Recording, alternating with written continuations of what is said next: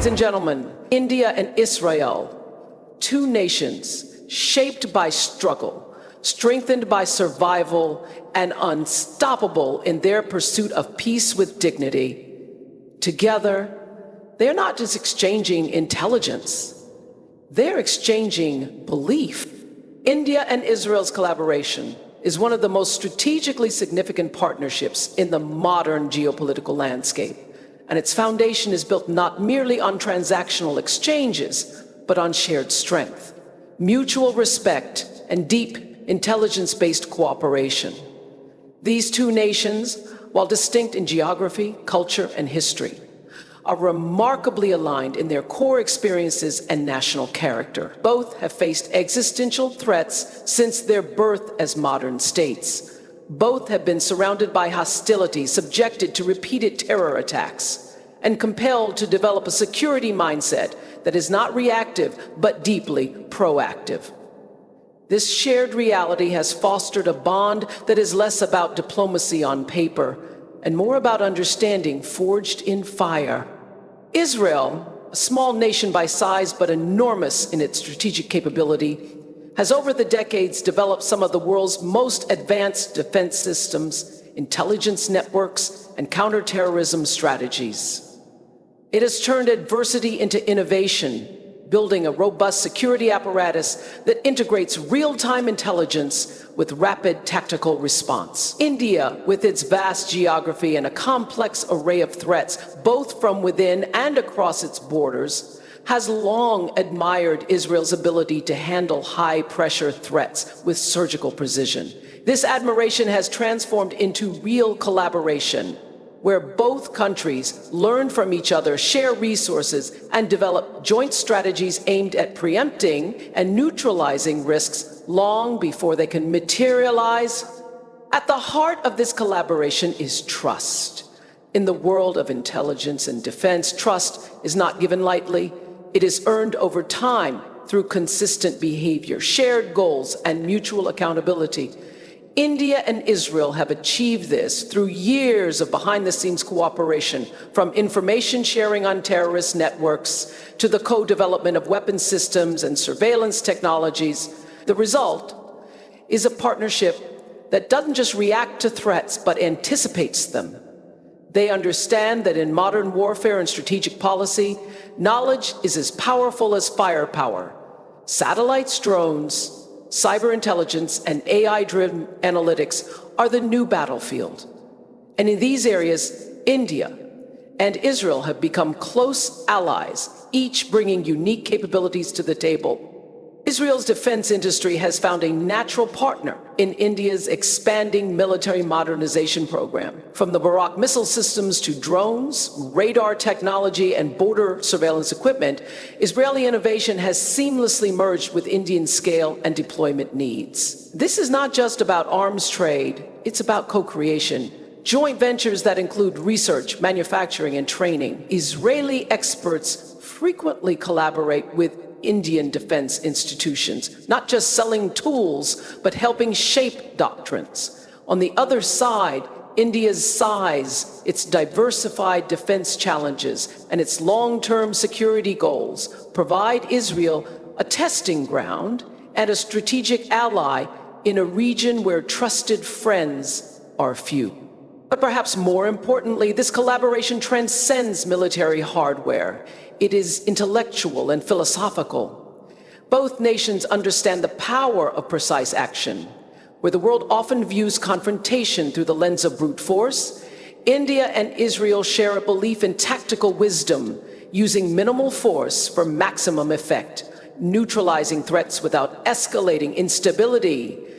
This is where intelligence plays a central role. In Kashmir, in the Northeast, and along its international borders, India benefits not just from Israeli equipment, but from strategic frameworks, operational insights, and counterinsurgency doctrines that have been tested in some of the world's most volatile zones. This kind of collaboration becomes especially critical when looking at missions like POK, where every move must be calculated, every action justified, and every consequence anticipated. In such high-stakes environments, intelligence is the first line of offense and defense. The trust that exists between India and Israel allows for the kind of granular, real-time information exchange that can make or break a mission, whether it's intercepting terrorist communications, identifying infiltrators, or planning covert logistics. The synergy between Indian and Israeli agencies ensures that decisions are made with clarity, speed, and precision. This relationship stands out in a world increasingly divided along temporary interest. It is not just an alliance of convenience, but a convergence of resilience. Both nations know what it means to be surrounded, to be doubted, and yet to survive and thrive on their own terms. That spirit of self-reliance, sharpened by the wisdom of collaboration, is what makes this partnership so powerful in the pursuit of national security goals, like Mission POK, Pakistan-occupied Kashmir, is not merely about reclaiming a piece of land drawn on maps. It runs far deeper, touching the soul of a nation, echoing the voices of generations who have lived, lost, and longed for justice. To truly understand the essence of Mission POK, one must go beyond geography and step into the layers of legacy that it represents. This is about a part of India that has been under forceful occupation since 1947, a region rich in culture, memory, sacrifice, and pride.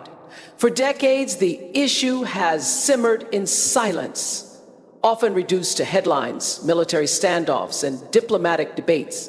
But beneath all of that is an emotional and historical wound that is not healed, not because of vengeance, but because of the undeniable truth that something that belonged to India was taken, and the story of that loss was never allowed its rightful conclusion. Legacy means inheritance not just of property, but of identity. The people of India have inherited not just borders, but history, values, and a civilizational continuity that spans thousands of years. Kashmir has always been a part of that continuity. Its mountains have sung the poetry of saints, its rivers have flowed with ancient wisdom, and its soil has been witness to some of the most transformative events in Indian history. To view POK as merely a territorial claim is to strip it of the very soul it carries. This is not just a matter of military maps. It's a matter of national memory. The families who fled, the soldiers who died, the voices that were silenced, they are all part of this legacy. When a nation chooses to remember its past, it does not do so to live in pain, but to honor the truth. The truth is that POK was, is, and will always be an integral part of India, not just because of international documents or political declarations, but because of the deep-rooted spiritual, cultural, and emotional bond it holds. That bond cannot be measured in kilometers or international resolutions. It is felt in the tears of those who remember their lost homes, in the pride of those who believe justice delayed is not justice denied, and in the silence of those who have carried this burden in their hearts for generations. Mission POK is about setting right what history distorted. It is about reminding the world that silence is not acceptance, and patience is not weakness. India has waited not out of fear, but out of faith. Faith in diplomacy, faith in global conscience, and faith in its own ability to rise at the right moment. That moment is now transforming into clarity, a clarity shared with global allies like Israel, who understand that security and sovereignty are non-negotiable when legacy is at stake. This collaboration is not about aggression, but about strategy, about wisdom, and about honoring the stories that were left unfinished. The return of POK is symbolic of much more than just a military success. It is symbolic of India's reclaiming its narrative. For decades, the narrative around Kashmir has been distorted, internationally and even domestically. But when a nation reclaims its narrative, it reclaims power. It says to the world, we have not forgotten who we are. It tells its youth, your future is rooted in a past worth fighting for. And it declares to every citizen, we care.